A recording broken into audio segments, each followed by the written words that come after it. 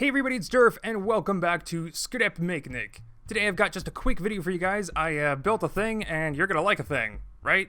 Just like you like this video, right? Right?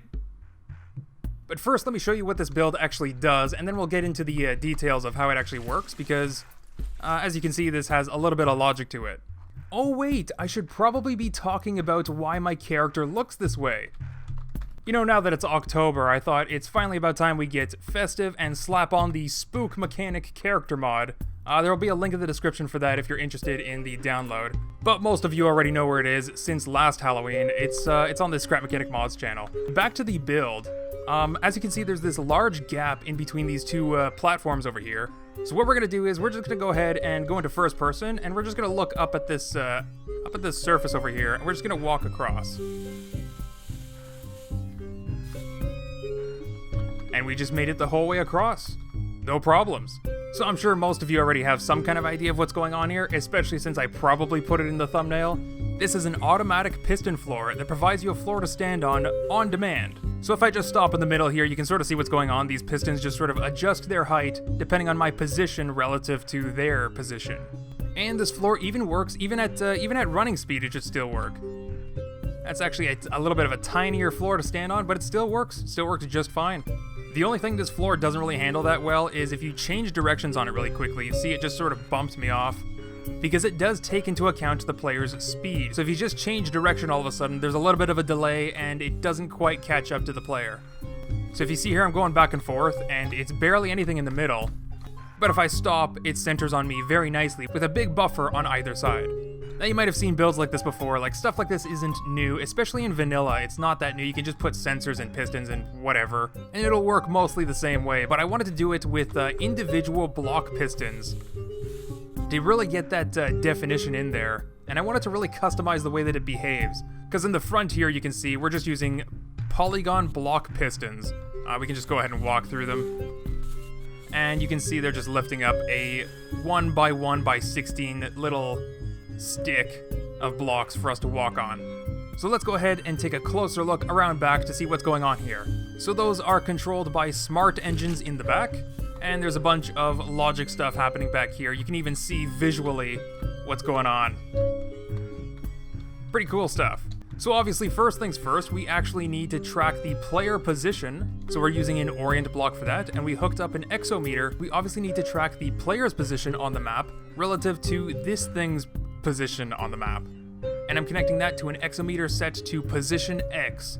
So speaking of position X, this thing was built to only work in one dimension. I could make it so that it works in any direction that you put it in, but this was just sort of like a quick build, so I just built it to work when it's facing the sun. Just like this. It's not really gonna work any other way. You know what? I might detach it from the ground later and flip it around just to see what it does. So anyway, we're tracking the player X position, the X coordinate on the map. So as you can see, if I move forward and back, this number up here doesn't change at all. The number doesn't change, but if I'm walking along the X axis, then that number up top does change. So anyway, we're taking the X position of the player, tossing it up inside this white math block so that we can do a bunch of subtractions up here. This exometer up here is the position of this first piston, the first smart engine right here, and there's an entire row of pistons, each with their own X coordinate that we're going to be subtracting. So up here you might have noticed that there's one exometer, and a counter block up here, and a bunch of additions up here. I thought I was being smart by taking the position of the first piston, so it doesn't matter where you spawn this in the world, it's just going to take the X position of the first piston, and then this counter block just stores the number 1. So the next piston is just going to be one more X coordinate away from the first, and so on for the third piston, and so on for the fourth, and so on and so on and so on. I thought I was saving myself time and logic by not slapping down an exometer for every single piston, but it turns out that I didn't save myself any time at all. So anyway, we take the X coordinate of the player and we subtract it from all of the piston positions. Each and every single one of these pistons down here has an X coordinate, and we're subtracting the X coordinate from the player to get the difference value. Now Now this difference value, it's either going to be positive or negative. As you can see, on the right side it's positive, on the left side it's negative. But this will let us know precisely which piston the player is on. As you can see, there's a line right there. When the difference between the position of the player and the piston is 0, then the player is on the piston. Makes sense, right? Except I don't want these values to be negative and positive, so that's why I have an entire row of absolute values down here. We're going to get just the positive value. So now we have the distance between the player and each and every single piston as an absolute value. So if I'm 1 block away, it's going to be 1. If I'm 2 blocks away, it's going to be 2. If I'm 3 blocks away, it's going to be 3. And it doesn't matter if I'm on a positive direction or a negative direction, the number is going to be positive either way. So this next row of subtraction down here, what we're doing with that is we're creating a radius, sort of like a range around the dwarf's position up top. So as you can see, this bar doesn't actually change in size, but it moves along with the dwarf's position. And how we're doing that is we're taking this white block down here, which just stores a value of 8. We can adjust that value at any time to increase or decrease the range. So you can have a little tiny range, or we can increase it to an even larger range. So that row of subtraction is just to create this sort of bubble around the dwarf's position. And that technically would have been enough to create an automatic floor that pops up underneath you, but that's not quite what I wanted. I sort of wanted this gradual motion. See all these pistons that are gradually shooting upwards up to their height and then shooting back downwards down to 0? That's the behavior that I really wanted from this build. So the last couple of rows is what handles that. So this subtraction row is outputting the number 8 minus the absolute distance from the pistons. So for example, 8 minus 0 is a positive number 8. 7, 6, 5, 4, 3, 2, 1, and then 0, it's no longer a positive number, and then -1, -2, -3, -4, etc. So that's what this row of subtraction is outputting. And that output is a little bit of a problem because to get that sort of like wavy appearance that I was going for, I'm using the exponential function at the bottom here so that the pistons at the very edge go up just a little bit. The pistons right next to them go up a little bit more, a little bit quicker, and the pistons that are really close to the dwarf shoot up like at an insane speed. Now the problem with using the exponential function is that this row, when it outputs positive numbers, it's fine, it works just fine, but when it outputs negative numbers, it will still output a positive range and will still shoot up the pistons.